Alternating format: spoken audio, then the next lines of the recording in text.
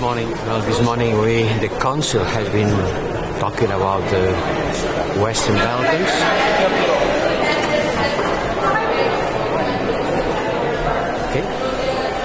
Okay, it's working? This morning the Council has been working on the Western Balkans. Adhesion is our most important foreign policy in order to stabilize the whole European continent. And now we are going to talk about the membership for Ukraine, for Moldova, and for Georgia. Georgia and Moldova will be granted the status of candidate on the understanding that there are some conditions that will be fulfilled. And for Georgia also, it's a clear path to the European Union. Let's talk about the consequences of the war. We are very much worried by the consequences of the war from the point of view of the food prices and food scarcity. We are afraid that Russia is trying to provoke hunger in many countries depending on their wheat and blocking Ukrainian grain from being exported. We support the effort of the United Nations to deblock Ukrainian ports, and we are having a look at our sanctions in order to be sure that there is nothing that prevents exports of food and fertilizers from Russia. But the prices are increasing. In Africa, 60% increase of the prices. This is certainly to create a lot of problems in many African countries, and we will try to support them as much as we can.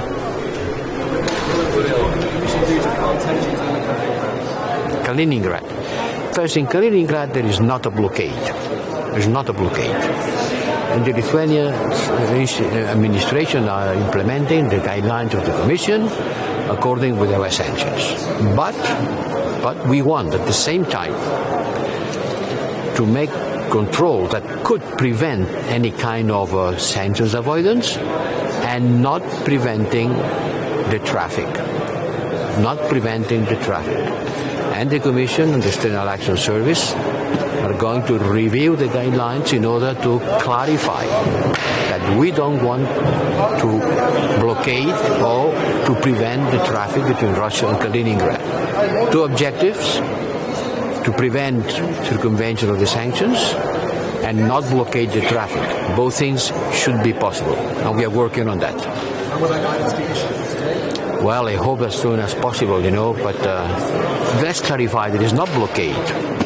But there are some goods which are under control. This control has to be implemented in a clever way, in a smart way, in order to control the sanctions, but not obstructing the traffic between Kaliningrad and Russia. Thank you.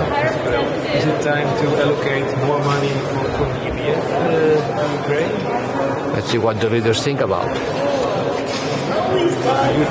I think that we have to continue supporting Ukraine. The European Union, it's an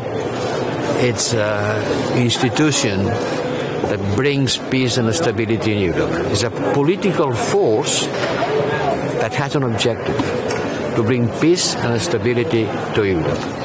We are a political force that want to build on resilience and cooperation, mainly with Ukraine. Thank you.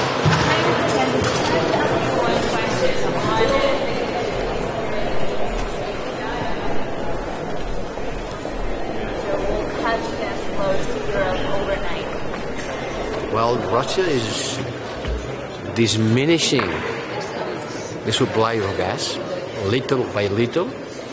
To some countries almost 100%. To others they are cutting 10%, 15%. I don't think they are going to cut the gas overnight, especially because we are going to the summer, and in the summer the gas is not a strategic weapon. But the winter could be difficult, and we have to be prepared in Europe for any kind of use of the gas as a weapon. They are using the wheat as a weapon. Thank you very much. Vice President, more members joining the EU potentially soon. How do you want to tackle the problem? The more we are, the more we have to abandon unanimity. The more we are, the more difficult it will be to have agreement by unanimity. So we have also to think about our working methods. How dangerous is the Whitey corridor situation at the moment? What? How dangerous is the situation is the Whitey corridor? No, I don't think it's dangerous, but as I explained, we are working, the Commission and the External Action Service are working on guidelines that could be sure that there is no circumvention of the sanctions and not to blockade, not to create troubles to the transit. Are you disappointed in the Western Balkan summit outcome? Let's see. We have to digest it. Definitely, sir. Come back for us afterwards. Thank you.